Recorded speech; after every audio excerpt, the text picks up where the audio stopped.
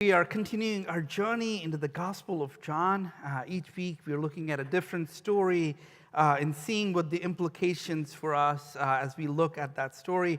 Last week, Pastor Joanne talked about the calling of the disciples.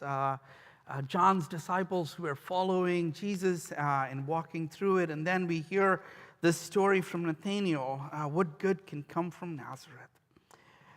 After the disciples were called to follow Jesus, in the Gospel of John, the author dives right into the story of Cana. We read, after 3 days, this is what took place. And this morning, I kind of want to ask us the question, was it actually after 3 days, or is John saying after a certain period of time that Jesus was at the wedding? I would argue that John was being true to his form and diving right into the story. He's not necessarily giving us a biographic information that starts with birth, a young boy, baptism, temptation, announcement of public ministry, and on and on. This is the rhythm that all the other three Gospels follow. If you open your Bible and turn to Matthew chapter 1, and you kind of like flip through those pages and look at chapter 1, chapter 2, and 3, and 4, there's this certain rhythm that goes with that. And this is how the rhythm starts. It starts with the birth narrative that is there. And right after the birth narrative, if you look at the Gospel of John, Gospel of Matthew, and the Gospel of Luke, that's what you read at first, the birth narrative, as to how Jesus was born. Matthew talks about it from the perspective of Joseph, but Luke looks at it from the perspective of Zechariah, the parents of John the Baptist, Zechariah and Elizabeth, and the story of Mary and shepherds. And then you see that Jesus was being dedicated in the temple. Then Jesus, as a 12-year-old young man who's having conversations with the teachers of the law. And then we are introduced to John the Baptist. And here is where Mark picks up the story of Jesus by talking about John the Baptist, the forerunner of the Messiah, the one who comes before Jesus, the one who prepares the way, the one whose voice is in the wilderness. And then Jesus is taken away into the wilderness for a 40-day fast, and then he's tempted. And Jesus returns from that temptation, conquers those temptations, comes back into the world, and then goes on to call the disciples to follow him. And then Matthew chapter 5 and Luke, we see that Jesus begins to teach people how to live. That is the traditional timeline of all the other three Gospels, but John here goes from the call of the disciple, from John the Baptist to the call of the disciples right away, and now we land at the wedding of Cana. Last week, Pastor Joanne spoke about the call of the disciples, and if you can go to the next slide, this is what we read. He said to them, "Come and you will see." So they came and saw where he was staying, and they stayed with him that day, for it was about the 10th hour. And then you hear Nathanael, right? You hear Nathanael saying these words. Here is what Nathanael is saying. He's saying these words. He's saying, what good can come out of Nazareth? So this is a map in the northern region of where Nathanael is talking about. So Nazareth. You all can see Nazareth, right? Somewhere there in the middle, right in the middle, Nazareth. And then you can see Cana on top. And that's what Nathanael is saying. What good can come from this town called Nazareth? You can go to the next slide. This is the map of the A&E, and some of you have seen this before. We call it the ancient Near East, or this is the map that was during Jesus' time. And remember the first thing that we looked at, a voice calling in the wilderness, John chapter 1. In that, there were people who were sent from Jerusalem to John the Baptist. And we read these words, that they had come down. If you can go to the next slide. These things took place in Bethany across the Jordan, where John was baptizing. That's what we read in the Gospel of John, chapter 1. And if you go to the next slide, this is the southern part, right there, right on top of the Dead Sea. You see a town called Bethany? You all can see that? Yes? And you see that blue line that's kind of going from, north to south, kind of going in, that is Jordan. So most likely, John would have been baptizing the individuals here, and right where the red circle ends, if you go a little bit to your left, that's where you see Jerusalem. So the people who came from Jerusalem didn't have to travel much. They just had to go across southwards, essentially, towards the Dead Sea, go a little bit up north, and that's where John was. But then, when you read the Gospel of John, and this is where I want us to kind of focus on, the story moves rather quickly, right? The next day, John was standing with two of his disciples. That's 135, 137. Two disciples heard this, and they followed Jesus, right? The story moves quickly. The question that I want us to ponder, Matt, if you can go back to the previous slide, is where did that happen, what I just read? The next day, again, John was standing with two of his disciples, and he looked at Jesus, and they walked by and said, "Behold, the Lamb of God." And the two disciples heard this, and they followed Jesus.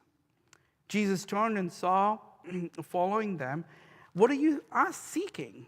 And they said to him, "Rabbi," which means teacher, "where are you staying?" He said to them, "Come in and you will see." So they came and saw where he was staying, and they stayed with him that day. For it was about the 10th hour.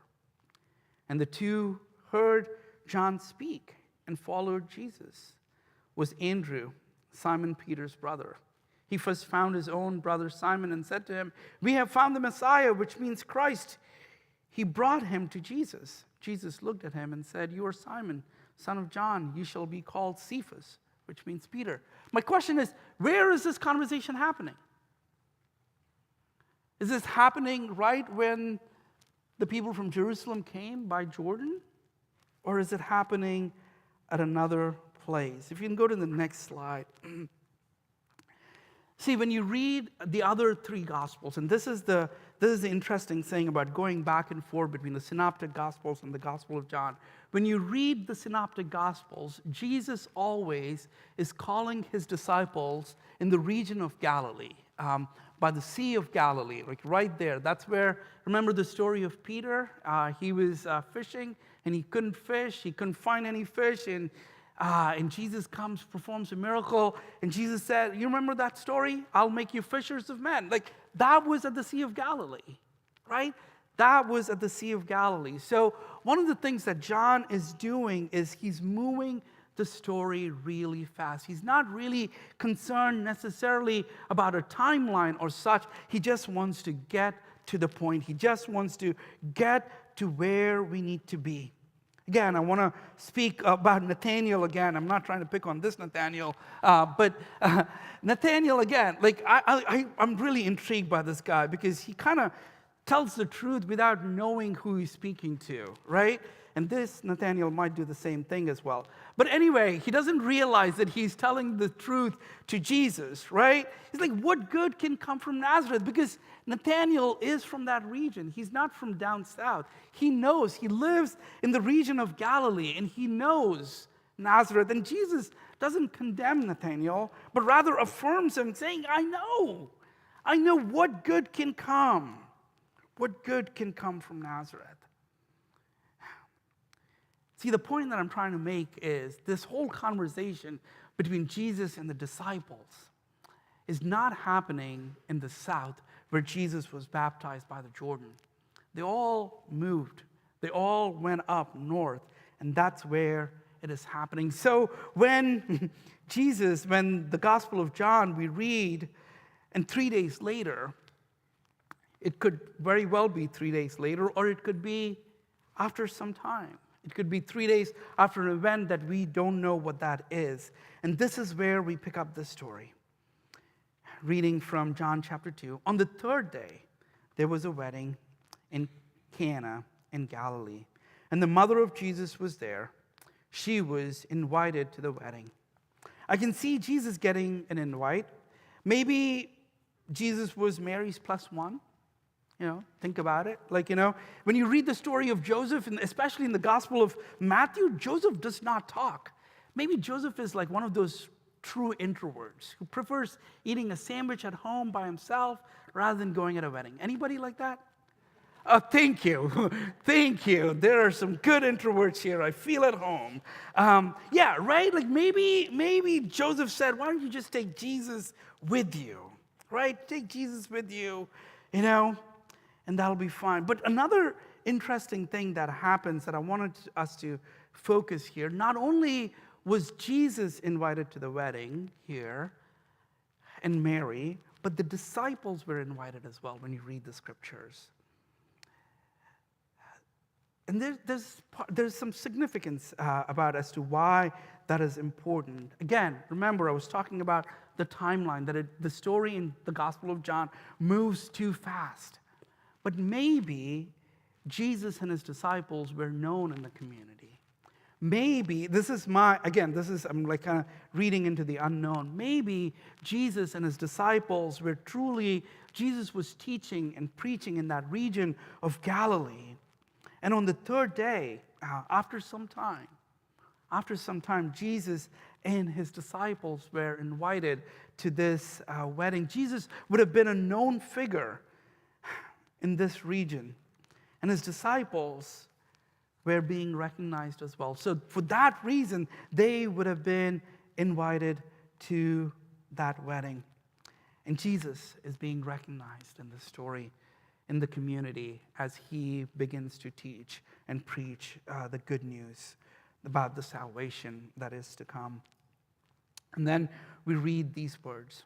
Once they were at the wedding, a few things that we need to pay attention to. Reading from verse 3. When the wine ran out, the mother of Jesus said to him, "They have no wine." And Jesus said to her, "Woman, what does this have to do with me? My hour has not yet come." His mother said to the servants, "Do whatever he tells you." Now, Mary is somehow aware of what is happening behind the scenes. If you're a guest, you don't really know what happens behind the scenes, right? If you are truly a guest to this event, you don't really know who the caterer is, right? How many weddings have you been to when you knew who the caterer was, right? Not many. But here somehow Mary is aware what is happening behind the scenes, that she would have, that she somehow found out that there was no wine to be served for the guests, so she asked her son Jesus to do something about it. And here's a word of caution that I want us to kind of speak to it, and especially speak to the young people who are amongst us. We often tell our children, right? This is a theme in Sunday school that we always do. Listen to what Jesus says. Do what Jesus does. But in this case, I would say don't respond the way Jesus responds to your mother. Please, don't do that. When your mom asks you to do something, don't say, "Woman, what does this have to do with me?" Bad idea. Let's not follow Jesus quite literally in this instance, only in here, right? But I love how Mary responds to what Jesus says to her. "Woman, what does this have to do with me?" Mary does not go back and forth with him. She just kind of ignores his comments, if you think about it. There is no dialogue between Mary and Jesus. Mary simply turns to the servant and says, "Do whatever he tells you to do. I'm not even going to pay attention to what you just said." And she walks home. She walks away from that. And the servants begin to recognize Jesus' authority as well. And that's the reason I was saying that Jesus would have become a known entity. He's not an unknown person that no one knows who Jesus is. Because when Jesus tells the servants to fill the jars with water, they listen to him. They listen to what he is. These containers would have most likely been outside of the home. They would not have been inside because Jewish purity rites called for you to wash your hands and wash your feet before you enter on certain holy days. And this would have been a practice that would have been done over and over again. And these jars would have been made out of a chalk stone, like a soft clay, out of limestone, if you will. And they would have contained these jars, would have contained about 20 to 30 gallons of water. So I just don't want us to imagine this as Jesus filling 3 pitchers that we would serve. But no, these are huge. 20 to 30 gallons that you can fill water in. So the miracle that Jesus did would have turned about 150 gallons of wine. Think about that. That is a lot of wine, right? Like 150 gallons of wine. I hope the whole town showed up for this feast, right? That's a lot of alcohol. And the story goes on. The head of the feast drinks this wine, and he says, "This is absolutely great. This is good." And I wish the gospel writer gave us a few more details about what that wine actually was. Was it like a Chardonnay? Was it like a full-bodied wine? Was it a good cab that you could enjoy? I don't know. But anyway, I digress. But anyway, the master, this is the head of the feast who says, "This is beautiful. This is wonderful." And who is this person? Some say that this could have been the head servant.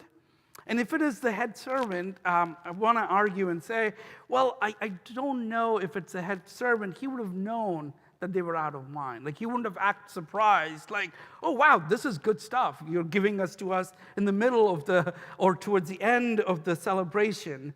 Some say that this person could have been a master of ceremonies as well, like, someone who's kind of in charge of making sure everything was going through. But this is kind of what my understanding is that I want to share. Like, this person would have been somebody of prominence in the community or for the family, somebody who looked up to this individual in their own context, so that this person would be almost like the patriarch, but not necessarily the family patriarch, but the patriarch of the community as well. So this person declares that this is exceptional wine, and then tells him that, and he congratulates the groom on this as well. And the story moves on. In verse 11, we read, "This was the first sign of one of his signs that Jesus did at Cana in Galilee, manifested his glory, and the disciples believed him." This was the first miracle, and the disciples believed him. Till this point, the disciples were aware of who Jesus was, that he was the Messiah. But after this miracle, this was the proof. There was a shift in how they saw Jesus. This morning, I want to share the significance of this miracle. I want to read for us where Jennifer Brooks writes. The significance of this miracle is that Jesus is willing to this first miracle of Jesus is given evidence to the readiness and the willingness of our Saviors to stand with us. Ordinary persons, in the challenges of life, his presence is assured, and he is willing involvement with ordinary human beings as we face expected and unexpected issues. And not only does he stand with us, but this miracle assures us that if we listen and obey his directives, Christ will see us through the worst of times, as he will be there in the best of times also. But it also reminds us that we must do as Christ tells us to do. Last week, Pastor Joanne mentioned that God was encountered in the mundane. Here, Jesus, I believe, is encountering us in the mundane. Here is a reminder for that Jesus is willing to show up in the mundane. Friends, in our culture, a lot of times we have this distinction, which is what is sacred and what is mundane. We live in this duality that we say that we encounter God in certain spaces and the rest is mundane. There is nothing sacred about drinking wine. Some drink and some don't. It's just mundane. But Jesus shows up in that mundane. And Jesus shows up and provides for all who obey.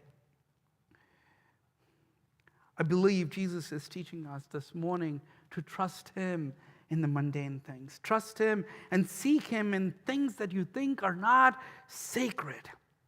And He will provide for you.